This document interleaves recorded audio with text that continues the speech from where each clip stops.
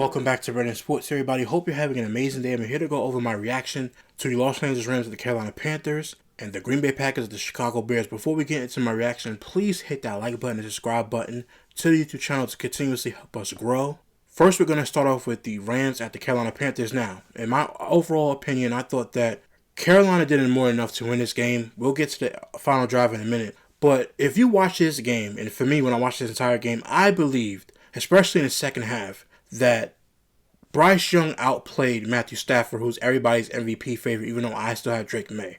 Again, I don't have nothing against Matthew Stafford. I just think Drake May is the MVP. To me, Matthew Stafford did not play his best in this game. I know he had that amazing touchdown, which we'll get into that part when Kobe Parkinson at the end of the game. It was in the fourth quarter. He had a nice touchdown pass to him. But my overall thoughts was Bryce Young actually outplayed him, especially in that second half. He wasn't making the costly mistakes. Now, he didn't have as much time to throw as Matthew Stafford did because Bryce Young's offensive line, even though he was only sacked twice, for me, they're just still not good. They have to continuously revamp this O-line heading into the offseason. But for me, just in total, I believe that Bryce Young had the better game. I know when you look at Matthew Stafford, 24 of 42, 304 yards, 57.1% completion percentage, 7.2 average per throw, 3 touchdowns, interception. He had a nice fourth quarter comeback, I get that. But that second and third quarter, to me, was not that good, not that impressive at all. Kyle Williams, 13 carries, 57 yards. Blake Corum, 11 carries, 45 yards. Puka Nacua, 3 carries, 14 yards, and a touchdown. He had 10 catches for 111 yards and a touchdown on 18 targets. Devontae Adams, 5 catches, 72 yards on 13 targets. Again, Kobe Parkinson, 2 catches, 34 yards. He had a nice touch, and that was a really, really great throw by Matthew Stafford. Again, I don't have anything against Matthew Stafford, but if you're saying this is how the MVP plays in his first playoff game, I'm not to be excited for the next game that's coming up. This game came down to basically a field goal. If you look at the breakdown of the scoring, the Rams scored 7 points in the first quarter. Carolina did not score any. That's their fault, obviously. Then in the second quarter, they scored 14 points. The Rams scored 10, so now it's 17 to 14. Then they get into the third quarter, it's 3 points apiece. And after that, in the fourth quarter, they both scored 14 points. I thought Bryce Young really showed, again, that he really needs a better offensive line, but I think he showed a lot in this game. And for him, I thought if you actually watched the game, that he played a better game. Now, at the end, Matthew Stafford had a fourth quarter comeback. He obviously wins the game. But throughout the duration of the game, I believe that Bryce Young outplayed him a lot. He was really, really good in this game. You can't blame Bryce Young for the loss in this game. We'll get to that final drive. Bryce Young was 21 of 40 for 264 yards, a touchdown, and interception. Chuba Hubbard was 13 carries for 46 yards and 2 touchdowns. Bryce Young had 3 carries for 24 yards and a touchdown. He also had a passing touchdown to Jalen Cocker, 9 receptions, 134 yards, and a touchdown on 12 targets. McMillan, 7 targets. He had 5 catches for 81 yards. I do feel bad for Jimmy Horn when he had to try to catch that ball. He has got to get down on the ground and just let the ball come to him or just slide down. But again, he's a young dude. He's going to learn. Hopefully he gets better from it. Xavier Legette has a lot to grow and to do. He had 4 targets and had 1 catch for 8 yards, and he missed one of the catches that he's supposed to make in this ball game. All in all, it was a good game in the second half. Like, again, if you watched this game and you watched how Bryce Young played, because a lot of people, even myself, I picked the Rams to win, which they did win. But if you watched this entire game, you would have said the Carolina Panthers were not scared of the Rams. The Carolina Panthers did not care that the Rams has the potential MVP on their team. They did not care. They went into this game like, hey man, we're going to win this football game, and that is it. No ifs, ands, or what's about it. Now, when you go to the fourth quarter and the Rams score that touchdown, obviously Matthew Stafford to Kobe Parkinson, Bryce Young gets the ball back. I thought this was coaching malpractice. You cannot, as a coach, have your quarterback standing back there when you know he's been getting pressured all day. Even though he was only sacked twice, I get it. But he's holding on to the ball. They do that final drive, and he's throwing the ball away every single time. Get him some dink and dunks. Run up to the line of scrimmage and spike the ball and have a second down. That last drive was very, very weird for me watching this game. And I'm looking at the coach like, what are you doing? He's trying to throw deep down the field, like throw in the middle of the field and get some yardage, and they didn't have any plays for him in the middle of the field. None of the receivers were barely getting open at that, especially on that last drive. Again, I told you guys that Rams defense ain't all cracked out what it's to be, that defense can't be got, and Bryce Young was cutting up this defense, especially in that second half. That's why I was really proud of his performance, because a lot of people try to put him down for his height. He doesn't have the best arm in the world, but he still can get things done. For me, again, that last drive, I'm just shaking my head like, man, what are you guys doing? Just make some plays in the middle of the field. If you have to hurry up, you have 1 timeout left, maybe 2 timeouts left, and just spike the ball down, live for another day. And I know Jimmy Horn didn't catch the ball, but obviously, he's going to learn from it. He'll grow from it, fine.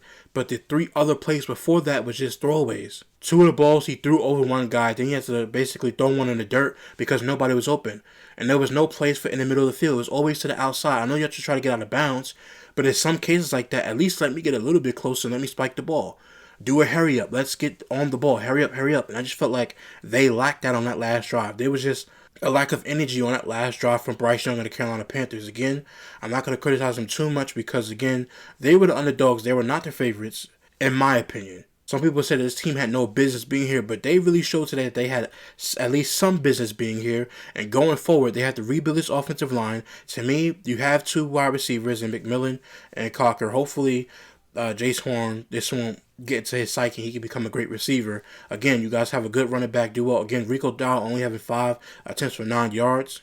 A story for another day. Now, you still have Bryce Young. Bryce Young, to me, proved that his 5th-year option being picked up would not be a mistake. Again, you still give him time to develop. You're giving somebody time to develop with a team that did not have a great offensive line. To me, they still don't have a great offensive line. They have to continuously keep building this offensive line and getting better and better and better, and I think that's what they're going to do. Again, continuously you don't have to give him the contract now. He's in his, 3rd year. He has a 4th year, and then he has a 5th-year option, and then if it comes down to a case scenario where you have to franchise tag him, then franchise tag him. There's no harm in that. You could franchise tag him. That's an extra 3 years on a contract. Use it. A lot of these teams don't want to do it because, it's a quarterback and he gets franchise, he can make a lot of money. If you don't want to guarantee him $200 million, you might as well just give him a franchise tag for over $45 million. Again, Bryce Young earned the opportunity to continuously be the Carolina Panthers quarterback. The Carolina Panthers, what they need to do now is continue to build this offensive line and get even better on defense than what they played today. Because there were a lot of drives where the Rams were 3 and out, and the Panthers' defense was just in there. And some of these guys looked tired at the end because you could tell they were kind of on the field for too long, especially during that drive when Matthew Stafford threw the touchdown to Parkinson on the side of the end zone. But all in all, again, I was more impressed in today's game with Bryce Young than I was with Matthew Stafford. I was impressed with Matthew Stafford at the end, but for a guy who's being hyped up to be MVP, I just wasn't impressed by the way that he was playing under pressure, couldn't get the ball out. When you have the better offensive line, when you have the better wide receivers, you have the better tight end, you have the better running back duo, in my opinion. I just think that Matthew Stafford didn't play up to the billing, and especially in the 2nd and 3rd quarter. But you got to the 4th quarter, that's when he made that resurgence and came back.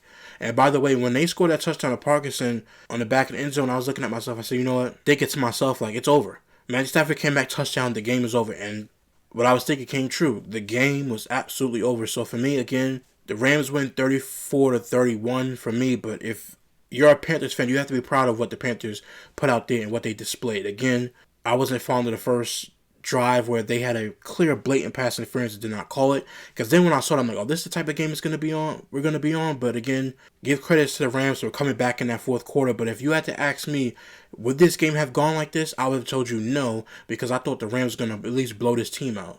And Bryce Young stepped up and showed what he's about. And to me, again, if you're a Panthers fan, the excitement for this team for next year is only up and up. Again, Rams win 34-31. It was a good game, especially in the second half. But you have to tip your cap to Matthew Stafford as well for making a comeback. But you also have to tip your cap to Bryce Young in the way that the Carolina Panthers played and as defense, the way they didn't back down from the Los Angeles Rams. Again, Rams beat the Panthers 34-31. They advanced to the next round.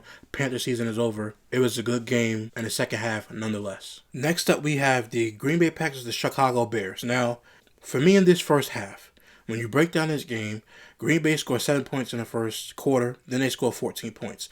They're up 21-3 going into the locker rooms for halftime. Then after that, Chicago scores another 3 points. In the 3rd quarter, Green Bay doesn't score any points. So now the score is 6-21 heading into the 4th quarter. When you look at the breakdown and you look at the fact that the Green Bay Packers only scored 6 points in the 4th quarter, and you look at the fact that the Chicago Bears scored 25 points and were down 15 points and made a comeback. This right here, this game that you guys just watched, I would not be surprised if Matt LaFleur is not fired by Monday morning. They'll probably give him Sunday, but they're probably going to fire him Monday morning. This was unacceptable. I picked the Packers to win. I don't care about the pick being wrong. What I do care about is you blowing this lead, and we'll get to that in the second half.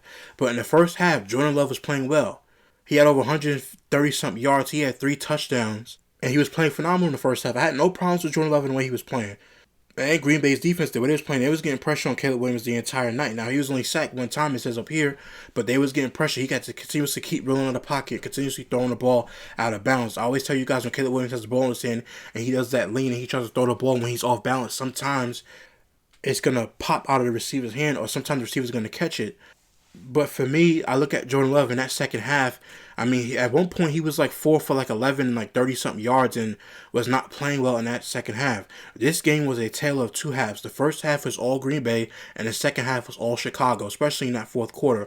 Again, you tip your hat to the Chicago Bears for pulling this off and winning this game. But the Green Bay Packers look worse for you guys, because even though you guys are 9-7-1 and the Bears 11-6 and they won more games than you, I know Michael Parsons got hurt.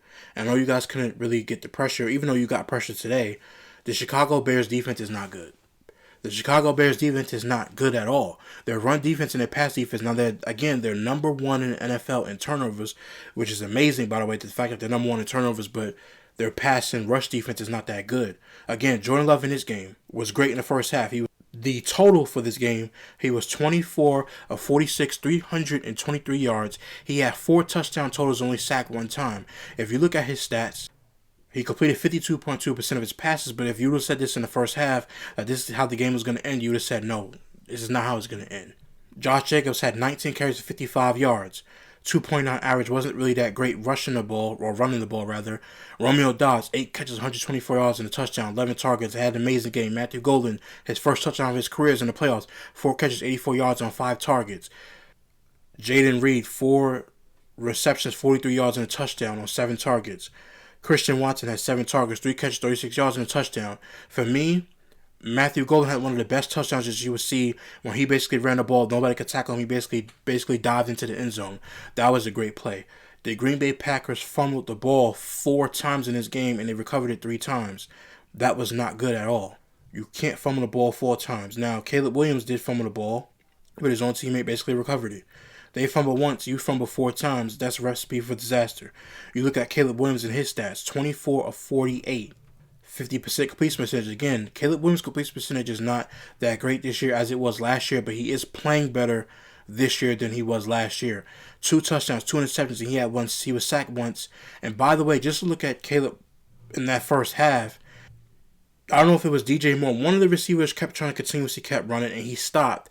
And Caleb Williams threw the ball, and it was an interception. Even though he's going to count as an interception, it kind of wasn't his fault because the wide receiver stopped. I think it was DJ Moore that stopped. People say it was Luther Burden, but it was one of the plays where I was like, oh, number 2, he stopped running the ball.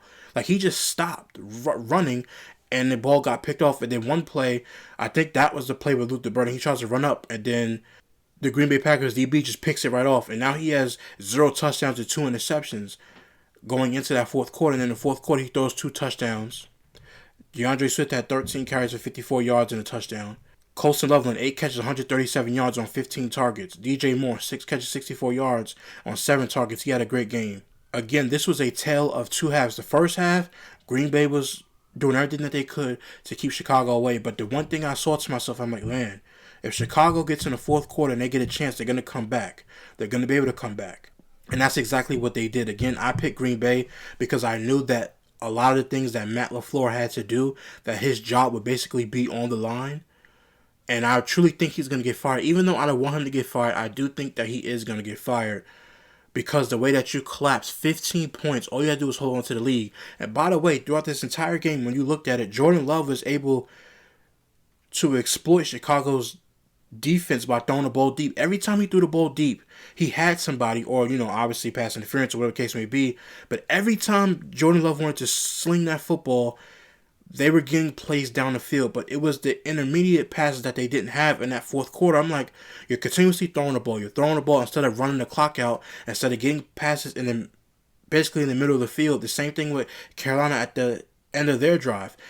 In this game, you should have had plays where Jordan Love could throw to the middle of the field and continuously drain the clock. But for some reason, their play calling wasn't that. Again, I don't want nobody to lose their job. But when you look at the totality of this team blowing this lead, especially in fourth quarter, I mean, my goodness, you're up 21-6 coming into the fourth quarter, and you let them score 25 points, and you only score 1 touchdown because you missed the extra point.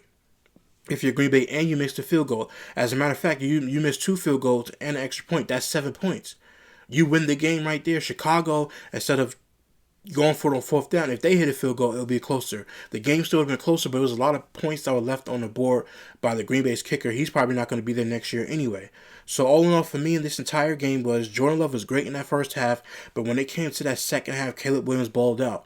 And that's a lot of pressure. You're in a playoff game. This is not a regular season game. You don't get to come back next week.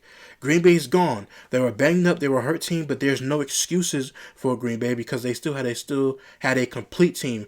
Micah Parsons was out, even though, again, they couldn't drop the same amount of pressure without Micah Parsons because statistically that is a fact. That Micah Parsons was such an intricate piece of this team that when he tore his ACL and left, they could no longer get the same amount of pressure that they were getting. So for me, again, Jordan Love was great in that first half. You take your hat off to him. Do I think he cost him this game? No, because he didn't have any turnovers. He fumbled the ball, but 4 touchdowns, 0 interceptions. He didn't play awful, but that last drive should have been better coached. And I think that's what's going to happen. Matt LaFleur is going to take that blame. Would I be surprised if he kept his job? Yes, just based on this outcome. I said in my preview prediction that I did not want him to be fired because I just didn't think that it was fair to just fire him, especially if he has 1 year left on his deal. Let him finish his 1 year on his contract and then after that, go from there. But don't just fire him out of the contract. But I think after the results today, he's definitely going to be fired. And you feel bad, but it's like, hey man, you got to get the job done. I told you guys, there was no pressure on Chicago to win this playoff game.